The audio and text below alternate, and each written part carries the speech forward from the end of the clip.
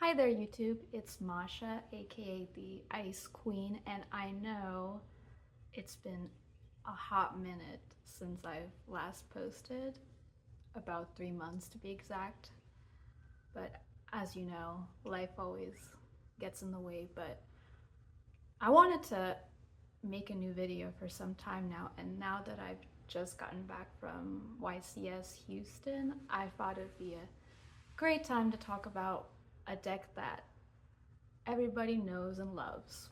Well, maybe not so much, but gladiator beasts. There were a lot of them at the YCS and they claimed many victims, myself included, but I wanted to talk about exactly why people hate gladiator beasts. So I'm going to impart my perspective on the situation because I know it's very easy to get salty when you play against them, but I just want to go and dig a bit deeper into why exactly this deck is as problematic as it is. So let's go back a bit. Why are there so many gladiator beasts now? Obvious answer is it's to answer the widespread, well, not really widespread, but the rise of more degenerative combo decks. Fishborg Frogs, Gigavise are the main ones.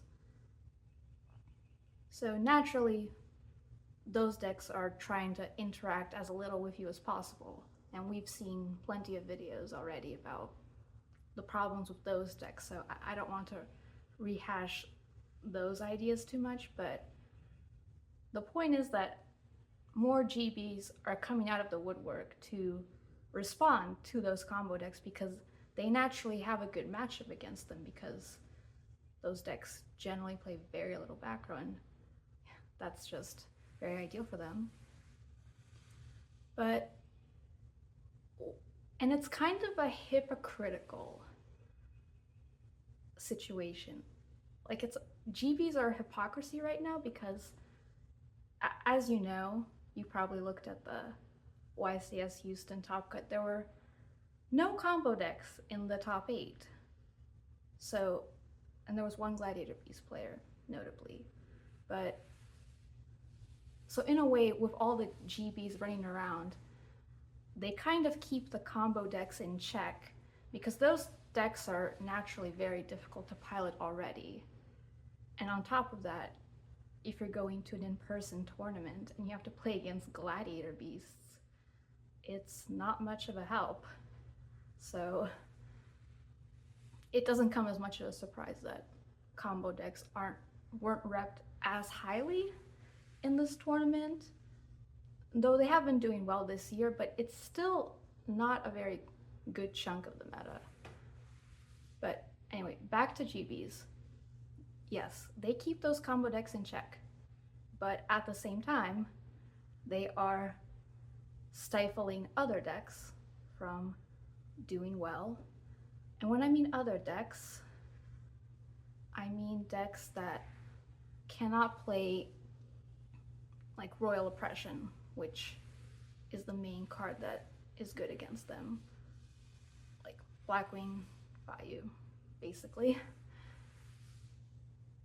So GBs have a very good advantage in the tier 1.5 category where you have decks like Hero Frogs, Lightsworns, there's Diva Hero, Machina, just a few of those out there. And of course, those combo decks are also somewhere on the list. But yeah, they just, if you're playing these decks and you run into gladiator beasts, like,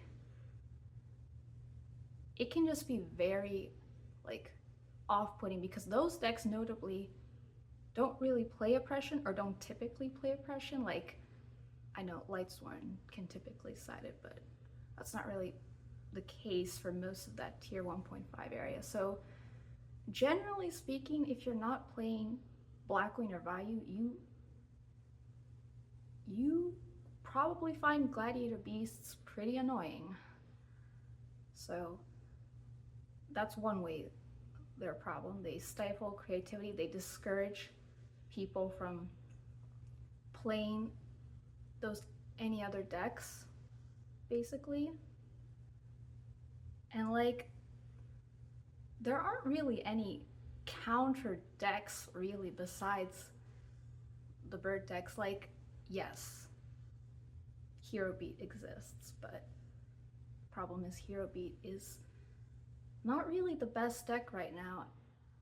And that's just because it's too fair in a format that's riddled with sack, to put it plainly. Like, sure, you have good cards like Gem Spark and Hero Blast that counter GBs pretty well. You have the 1900 beaters, but you'll beat them, and then chances are that you'll lose to pretty much everything else because your deck is low power and low ceiling. So while Hero Beat is an alternative option to combat gladiator beasts, it's not a good one. But aside from stifling creativity, yeah, and it discourages, like, if you're trying like a new, like, spicy type of deck and you just want to try it out and see where it goes, and you run into gladiator beasts, like, it's just completely miserable because chances are your deck is probably very reliant on like monster effects, or like you maybe are trying like some different like combos or whatnot. Maybe you don't have very much back row, so it's not going to be a good time for you. But the biggest problem of gladiator beasts, in my opinion, is the guy in the thumbnail, Heraklinos.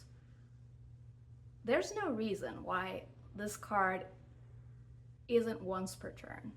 Well, there is a reason actually, because the people who designed this game just didn't know what they were doing at all in regards to like power and whatnot, and deciding what effects are acceptable. But like, you can handle,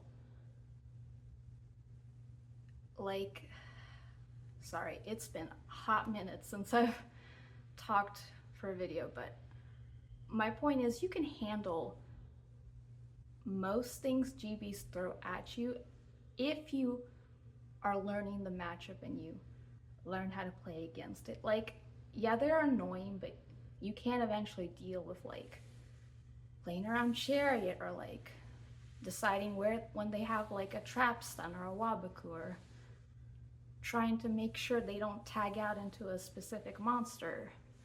But there is some interaction there. I'm not arguing that, but once Heraklinos hits the field, that all goes out the window, because all of a sudden all your spells and traps are turned off because this guy's not once per turn. He's also 3,000 defense, 3,000 attack, 2,800 defense. You can't run him over at all, and chances are, if you do, you'll have to use a monster effect, and chances are they probably have a War Chariot that they can recycle if they have another gladiator beast monster. And if you think about it, I think Heraklinos was like probably the first like competitive boss monster that was essentially an Omni negate. Correct me if I'm wrong. Like, I don't know if there were other like boss monsters prior to this. I know Horus, of course, exists, but that was never like a competitive boss monster as far as I know. And that one, which is good because that has like no cost at all. Like, at least for Heraklinos, you can discard a card. You have to discard a card to use his effect, which doesn't make it more fair, but you get the idea. But yeah, started the trend of Omni negates. Later formats, you have cards like Shockmaster, which, to be clear, is still really broken, but at the very least, it had a cost. It only lasted a turn. And even later, they printed even more broken, like negates, like that just prevented you from activating any cards, period. And you know who I have to blame? Gladiator Beast Heraklinos. Yep. That's partially what got the ball rolling on that for Konami. So, yeah, Herc is a problem. And it's not even that hard to make him. Because sure, you might tell me, well, if they summon Herc already, you probably lost. And that's true. But you can't always prevent him from coming out. Like, yes, if you leave more than 2 Gladiator Beasts on the field, you leave yourself susceptible to Herc. But you can't always clear them, for one, and two, Rescue Cat exists, who just can go into Secutor, who summons 2 more of those guys and can just make Herc for practically nothing. So that effectively just turns off any interaction you can have for the Glad Beast monsters. You already have very little as it is, but yeah, that's a problem. And in a way, I feel like it's even worse to play against than something like Blackwings or Bayou, because they are just like, I'm not gonna say that they're completely uninteractive, but because I know, sure, that cards like Deck Devastation Virus, Royal Oppression are very annoying from the bird side, but I still, and speaking from my personal experience, I still enjoy interacting with the bird decks compared to Gladiator Beast, because while you can interact with Gladiator Beast, I don't enjoy the interactions, the very limited interactions that Gladiator Beasts offer you. And I'm sure that many would agree. So that's my take on it. And I feel like even the Gladiator Beast players also feel the same way. For example, I played a couple of them at the YCS this past weekend, and after the game, one of them was telling me, oh, after this, I'm probably going to stop playing GBs. And I asked him why, and he said, well, the mirror match is everywhere now. And there are very few good mirror matches in Edison. And considering how toxic it is to play against Gladiator Beasts, well, it's unsurprising that they wouldn't like it either. So yeah, stifles creativity, Heraklinos, ridiculous card. Is GBs going to ruin the format? The answer is no. No single deck is going to ruin the format. That's just not a thing. People will continue to play what they like. People will play Blackwings, people will play Vayu, Frogs, even the GB players. Like, there's even a guy who has over 4,000 games on DB with GBs. There's a very dedicated group of GB players. They're going to continue playing it, but it's still a very small subset of the community. We're not in a tier 0 Gladiator Beast format, thank God. So it's not going to ruin the format. But it does have its problems in that it is very problematic. I know that's not the best term to describe it, but let me elaborate. So why are they problematic? Well, for lack of a better term, the deck forces you to play like an ape.